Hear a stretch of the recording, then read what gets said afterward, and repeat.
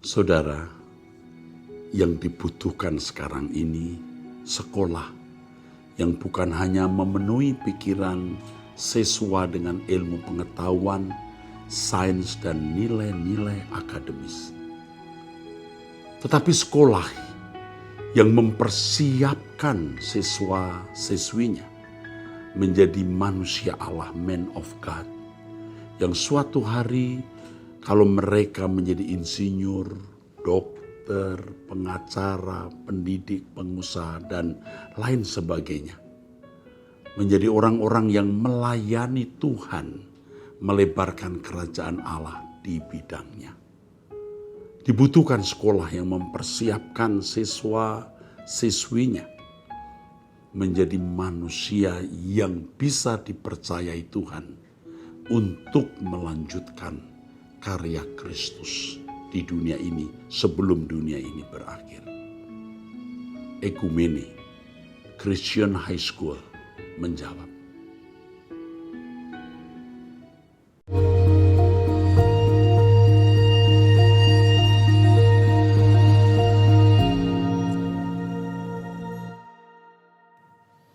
Saudara, kita kembali mengikuti ABAM nomor 626 ya, 626. Oke. Dari wanita usia 50 tahun. Salam Pak Eras dan tim ABAM, saya banyak diberkati dengan pengajaran Pak Eras. Sebenarnya ada banyak pertanyaan yang akan saya ajukan. Tapi seiring berjalannya waktu saya mengikuti Truth ID, baik SK maupun ABAM, satu persatu pertanyaan saya terjawab. Tapi ada satu pertanyaan yang saya ingin ajukan Pak Eras. Waktu lalu saya pernah dengar ada orang yang bertanya hal yang sama dan Bapak menjawabnya. Tapi saya jadi penasaran. Begini Pak, waktu ibu saya meninggal kebetulan saya yang menjaga. Waktu itu ibu saya seperti ketakutan. Beliau mengatakan ada yang menjemput, menunjuk-nunjuk ke atas seperti mau sembunyi. Kurang lebih beberapa menit kemudian ibu meninggal. Ibu saya memang tidak sempurna Pak, tapi saya dan keluarga tahu persis ibu adalah orang baik. Suka menolong orang dan beberapa waktu sebelum akhir hidupnya beliau banyak introspeksi dan berdoa minta ampun sama Tuhan kalau ada kesalahan. Ibu saya bahkan mau menerima masukan dari saya sebagai anak. Kalau misalnya ibu menceritakan masalah dan perlu masukan atau melakukan tindakan yang salah, contohnya melepaskan pengampunan untuk orang-orang yang menyakiti dan melukai ibu. Ibu juga menjadi istri yang baik buat bapak dan ibu yang baik buat anak-anak. Intinya tidak pernah jahat ke orang lain. Pertanyaan saya Pak, apakah ibu saya tidak masuk Firdaus? Dari teropongan saya, ibumu masuk. Ibumu masuk surga. Ya, cuman posisinya tidak tinggi. Saya sempat berpikir kalau ibu saya tidak mengenal siapa sesungguhnya yang menjemputnya. Maksud saya mungkin saja malaikat Tuhan.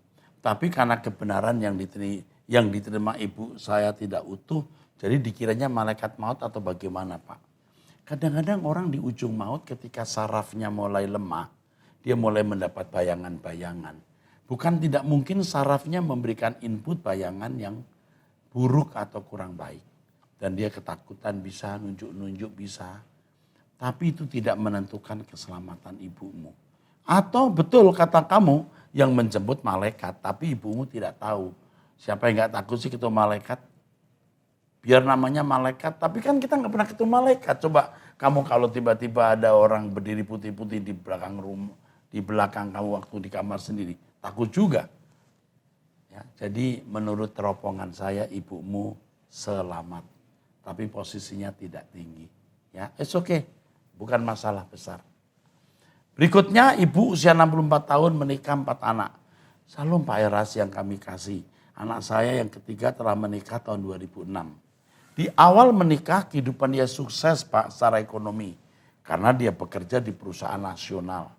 Bahkan dia bisa bekerja sama dengan temannya mendirikan usaha di Bali. Suatu hari dia ngobrol dengan bapaknya. Mengatakan kalau dia baru dari orang pintar. Saya kaget tapi diam.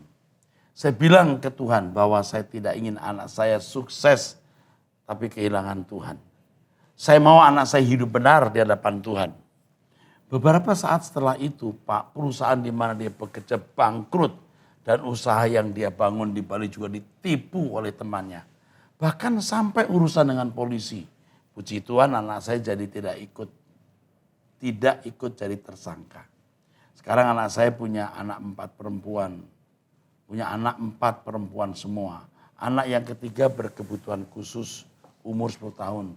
Bahkan sekarang istrinya divonis dokter sakit kanker. Sudah operasi, sudah kemo dan juga sudah disinar. Bahkan sekarang tak dapat berjalan. Yang jadi pertanyaan saya Pak Erastus, apakah ini salah doa saya? Karena ini jadi ganjalan saya selama ini, matur nuwun. Ibu disayang Tuhan sehingga ibu mempunyai anak mengalami keadaan itu ketika harus dilepaskan dari cengkeraman kekuasaan materi. Jadi yang menjadi masalah bukan hanya dukun tapi materi. Kalau anak ibu kaya, anak ibu bisa tambah rusak. Yang kedua, keterlibatan dengan okultisme itu membuat anak ibu harus menghadapi pukulan atau disiplin itu. Jadi ibu tidak mendoakan pun Tuhan akan bertindak. Karena Tuhan melihat ibu yang mengasihi Tuhan. Jadi begini Bu, biar saja itu semua terjadi. Belum tentu istri atau istri anak ibu atau menantu ibu meninggal karena sakit. Sekarang ibu yang harus doakan untuk kesembuhannya. Doa untuk anak yang berkebutuhan khusus dari cucu ibu. Dan doa untuk pemulihan ekonomi dari anakmu. Dan satu lagi Bu, tegur anak ibu tidak melakukan tindakan ke orang pintar. Jika mungkin cari pendeta untuk melepaskan. Karena ketika seorang pergi kepada dukun, dia mengadakan perjanjian dengan kuasa gelap. Harus diputuskan. Ya, harus diputuskan atau didoakan. Dan jangan lupa Bu, tetap bertumbuh dalam kebenaran dan kesucian lewat Truth ID dan doa bersama dengan kami setiap hari jam 5. Oke, dari pria usia 48 tahun menikah 2 anak bekerja aktif dalam aktivitas gereja. Salam Pak Peras, guru besar rohani saya. Meski tidak pernah jumpa darat, tapi khotbah Pak Eras merubah paradigma keimanan saya yang selama ini saya yakini. Saya dan istri dan saya sama kerja sibuk. Kami berdua kerja 6 hari kerja pulang sore. Tapi kami berjalan 20 tahun aktif dalam aktivitas gereja. Saya ambil bagian dalam pelayanan sebagai majelis, tetapi terbatas waktu, tenaga dan jarak gereja dengan rumah kami. Sehingga kami sempat terbersit moto kami melayani sepenuh hati dalam kurung tulus, tapi tidak bisa sepenuh waktu. Pertanyaan saya, apakah moto kami tersebut salah ya Pak? Oke. Sebenarnya full heart atau tidak bukan ditentukan oleh waktu. Tapi sikap hati. Orang bilang full heart, betul nggak sikap hatinya full heart? Nah lebih konyol lagi, belum tentu orang yang full time itu full heart. Orang yang mengaku full heart saja belum tentu full heart. Nah, orang yang sepenuh waktu, artinya tidak melakukan pekerjaan gerejani, belum tentu dia sepenuh hati untuk Tuhan. Nah, apakah moto kami tersebut salah, melayani sepenuh hati, tulus tapi tidak bisa sepenuh waktu? Bisa saja. Yang tahu hanya Anda loh ya. Anda tidak bisa sepenuh waktu itu masalahnya jarak mungkin. Tapi kalau jarak bisa ditempuh, kenapa tidak? Nah, kembali kepada Anda dan tanya Tuhan. 2, saya juga pengurus sinode Pak. Kemudian saya mengundurkan diri tapi ditolak. Tetap saja dipilih sampai sekarang menjadi pengurus sinode yang pasif sebagai pengawas keuangan. Menurut saya ada yang tidak cocok dengan hati saya, yaitu dalam pembahasan diskusi hanya dibahas tentang peningkatan kesejahteraan hamba Tuhan, peningkatan ekonomi jemaat, pameran UMKM dan lain-lain menyangkut masalah ekonomi. Padahal jika dievaluasi, banyak jemaat yang keluar meninggalkan iman Kristen karena pasangan yang tidak seiman. Karena masalah-masalah keluarga broken home. Tapi itu tidak menjadi topik pembahasan. Tidak menjadi topik diskusi dalam sinode. Apakah boleh Pak dalam gereja ada sebuah usaha wirausaha, koperasi, simpan pinjam dan lain-lain yang kaitannya dengan uang dan uang. Saya semakin tidak respect dengan kegiatan gereja dan sinode, apalagi jika mendengar khotbah Bapak, supaya setiap orang percaya segera berkemas-kemas. Akhirnya saya tetap mau jalankan pelayanan gereja yang menurut saya bagian dari berkemas-kemas. Seperti doa malam, bakti sosial, pelayanan firman dengan topik, maaf ya, yang saya ambil sendiri dari khotbah-khotbah Pak Eras. Terima kasih Pak atas pencerahannya. Oke, soal moto tadi sudah saya jelaskan, soal apakah di gereja bisa mengadakan semacam UMKM, koperasi simpan pinjam dan lain-lain. Sebenarnya ini tergantung tempat di mana Anda berdomisili. Kalau di satu tempat di mana memungkinkan mengadakan proyek itu bisa. Tapi kalau di kota besar, jarak jauh, ada bank dan berbagai lembaga keuangan, saya kira tidak perlu. Yang berikutnya, membuat kegiatan yang menyangkut uang seperti ini terus terang di gereja rawan. Ya, rawan, harus dipertimbangkan. Kalau saya lebih cenderung tidak. Tapi saya tidak mutlak mengatakan tidak. Jadi kalau saya cenderung tidak. Coba dipelajari dulu, melihat studi kelayakan. Ya. Semacam UMKM misalnya, tapi yang jenisnya bagaimana tentu saya tidak bisa menjawab. Karena harus tahu konteks dan masalahnya secara lengkap. The whole case. Case lengkapnya saya harus tahu. Tapi sekali lagi, saya lebih baik menghindari ya, daripada nanti akan menjadi masalah. Berikutnya dari wanita. Salam Pak Erastus, saya adalah seorang wanita. Saya pernah bekerja sama dengan teman untuk membuka usaha ikan hias. Saya menanam modal 69.500.000.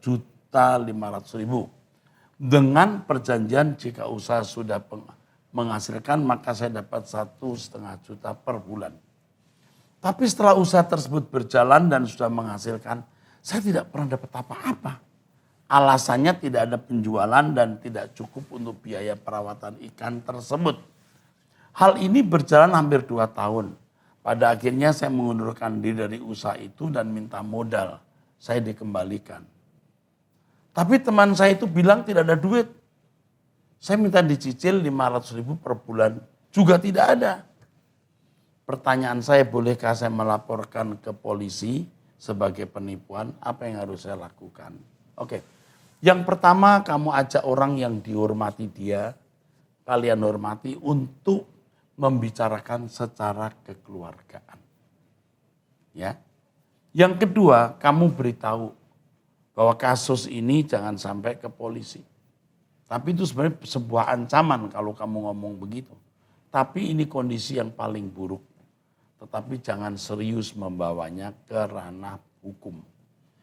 Jangan membawanya ke ranah polisi. Sebab kalau tidak jelas perjanjiannya, tidak jelas pelepasan uang ada tanda terimanya atau tidak, jadi masalah. Nah yang paling penting, kalau kamu masih bisa hidup, relakan uang 69 juta itu hilang. Kamu tidak akan jadi miskin. Ya, lebih baik kamu kehilangan uang, tapi kamu tidak kehilangan sejahtera. Kamu jangan pikir saya nggak pernah ditipu orang. Saya juga pernah ditipu orang sampai gemetar-gemetar. Itu pun uang orang. Tapi saya bisa melewatinya. Dan kalau saya noleh ke belakang, wow Tuhan itu hebat. Hari ini saya tidak kekurangan, Tuhan cukupi.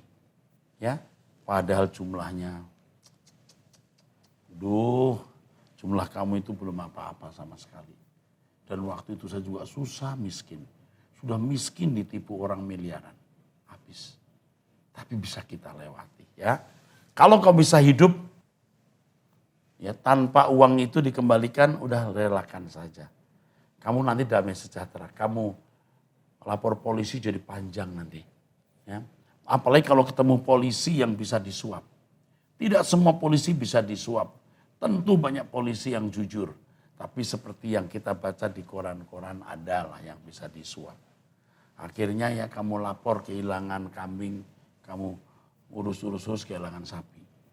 Jadi pulang-pulang sapi hilang, kambing hilang. Ya, lebih baik enggak usah. Oke, teruskan. Dari wanita sudah menikah 1 anak, Ketapang, Kalimantan Barat. Salam, Pak Era, saya mau bertanya, bagaimana menghadapi suami yang keras kepala, emosian dan egois? Saya mohon doanya supaya rumah tangga kami bisa dipulihkan kembali. Saya asli dari Jawa Tengah, suami saya orang Kalimantan, sudah bertahun-tahun kami sering ribut masalah anak. Anak kami satu sudah kuliah, suami saya menuntut saya harus bisa punya anak lagi. Wah, emang beranak cucu. Sudah berbagai cara dicoba tapi belum bisa punya anak lagi. Setiap ribut masalah anak, dia serang bilang kalau kamu tidak bisa punya anak lagi, cerai. Bahkan sudah lama saya pertahankan rumah tangga ini, saya berharap suami saya bisa berubah, tapi sampai sekarang masih seperti itu harus. Sampai seperti itu terus. Anakmu sudah kuliah, umur 20 tahun. Kamu masih umur 40 tahun atau 43 atau 44. Masih punya anak, tetapi dengan umur itu punya anak resiko ya. Kenapa suami ngotot ya punya anak ya? Lalu kalau tidak dia akan cerai. Ini bukan pria yang baik, ini pria kejam. Dan saya khawatir ada udang di balik batu. Kenapa dia begitu? Ya, tapi jangan curiga. Saya curiga ya. Saya mengatakan ini bukan supaya kamu curiga, tapi kamu harus siap menghadapi keadaan terburuk nanti.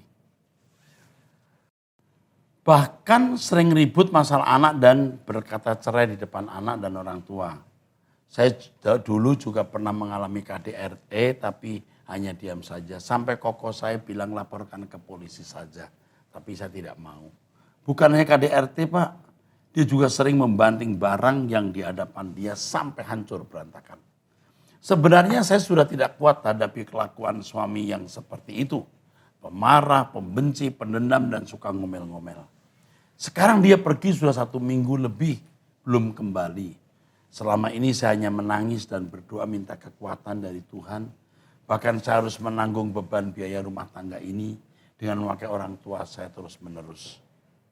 Saya juga ingin dukungan dalam doa untuk sakit penyakit saya yang baik. Sakit penyakit saya baik itu sakit asam lambung, kronis, penonjolan tulang di tumit kaki saya. Begitu juga untuk papa yang di rumah sakit, untuk ekonomi, pemulihan keluarga.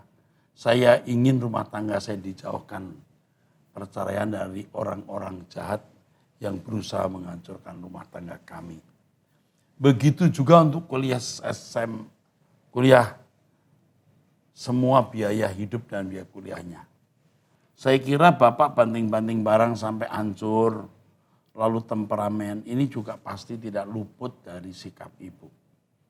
Saya khawatir ibu ini juga memiliki sikap-sikap yang menjadi dorongan atau memicu suami emosi, egois, banting barang, dan lain sebagainya.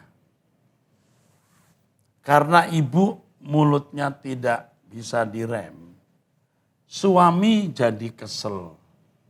Ini bahaya, suami-suami seperti ini bisa cari teman lain nanti. Tapi kalau ibu tidak lakukan itu ya berarti suamimu sakit jiwa. Sekarang yang ibu harus lakukan tetap mendengar firman, Truth ID, doa bersama saya, doa pribadi. Lawan persoalan dengan kesucian. Ya. Dan ibu harus berubah. Ya.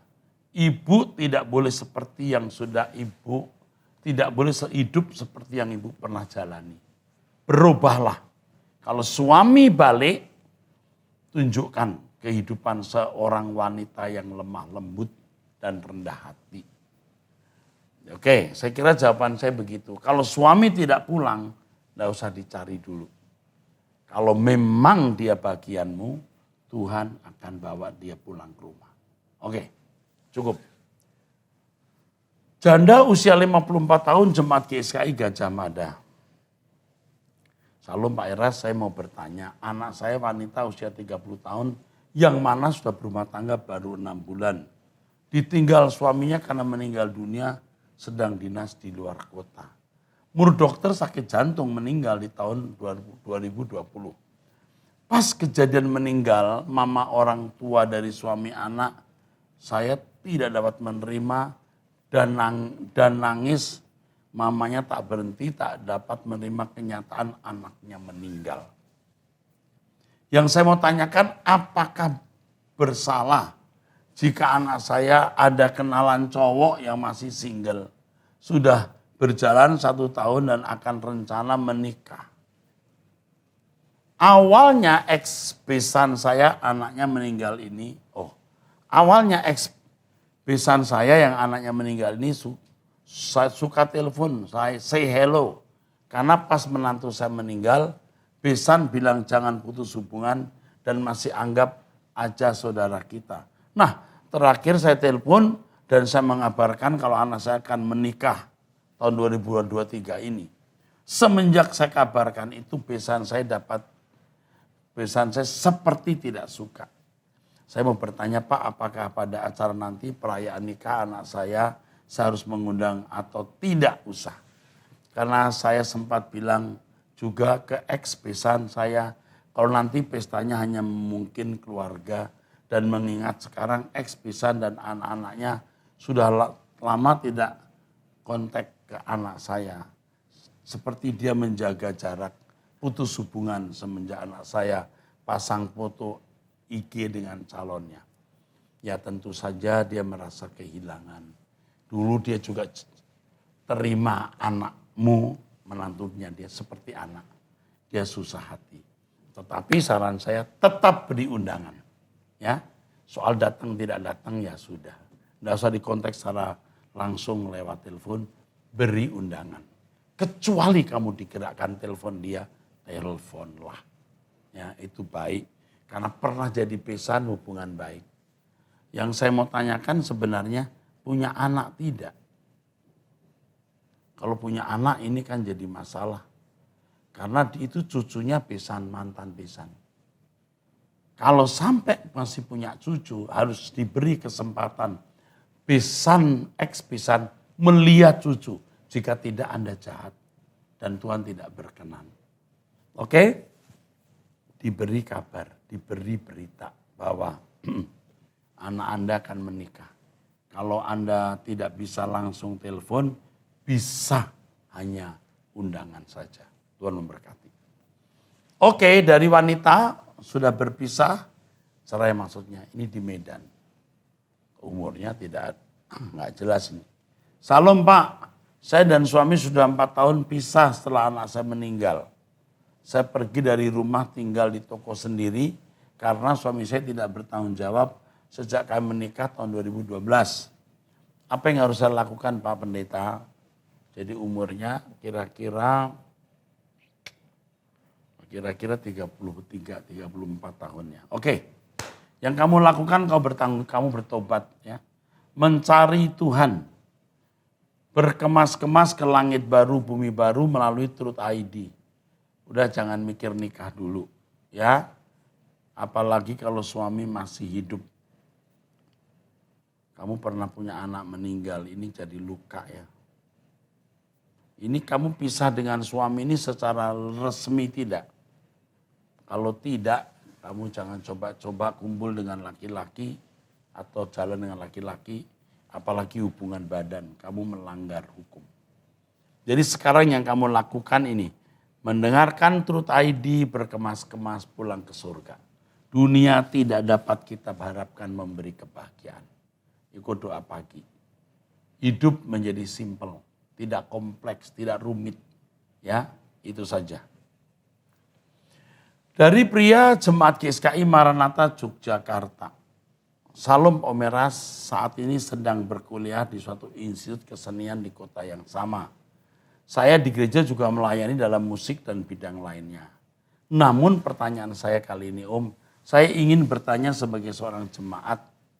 Jadi berkaitan dengan penjelasan Om Eras akhir-akhir ini mengenai pemilihan lagu ibadah yang harus lagu GSKI.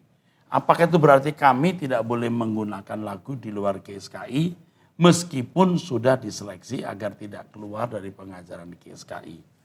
Soalnya saya mendapat beberapa jemaat yang kini terus saja berdebat dengan gembala gereja kami bersikeras menolak peraturan baru yang Om sampaikan akhir-akhir ini dengan alasan otonomi dan lain sebagainya.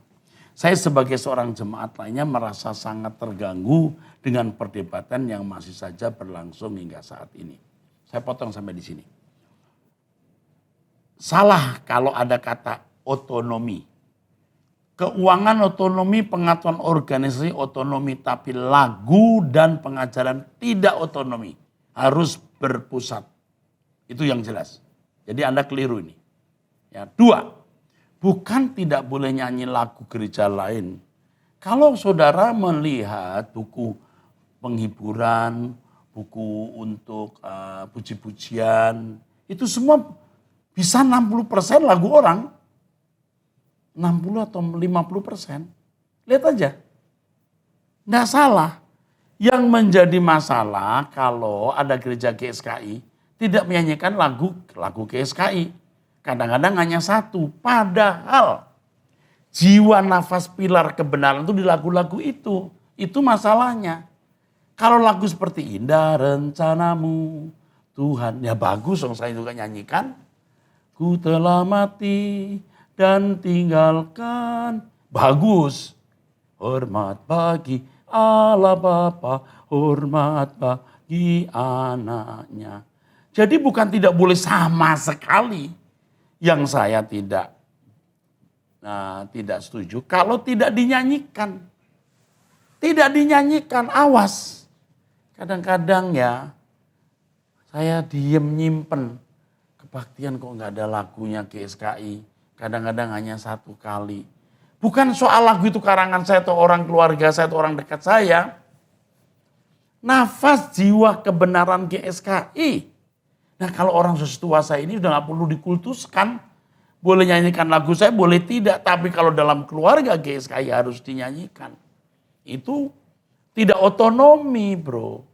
Coba lihat. Kebaktian di Truth ID. GSKI Rehoboth Kelapa Gading. Itu modelnya. Kita ada 350 lagu.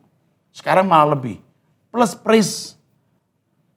Lagunya cukup sebenarnya. Ya. Oke, saya kira itu aja jawaban saya. Ya. Kan bodoh kalau saya berkata sama sekali tidak boleh lagu orang lain. Waduh, emangnya hanya saya dan teman-teman sekitar saya yang lagunya diurapi. Nah lagu-lagu himne, lagu kidung Jumat kan bagus-bagus. Ya. Itu kan dinyanyikan juga di buku nyanyian penghiburan atau buku nyanyian untuk persekutuan doa, untuk ucapan syukur seperti Bapa Surgawi ajarku mengenal. Itu juga bagus ya.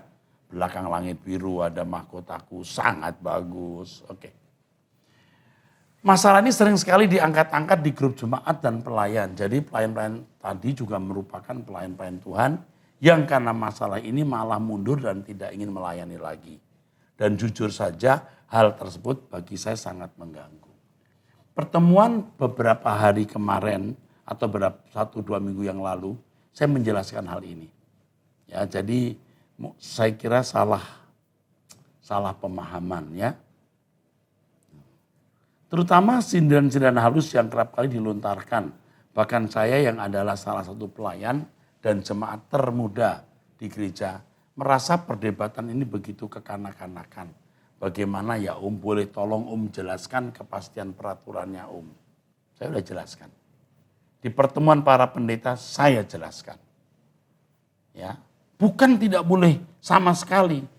Yang menyedihkan adalah ketika bisa-bisanya loh lagu GSKI nggak dinyanyikan, lagu orang dinyanyikan.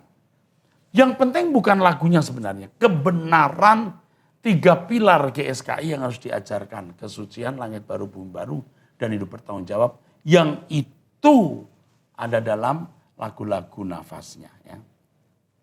Oke, gimana jelaskan kepastiannya.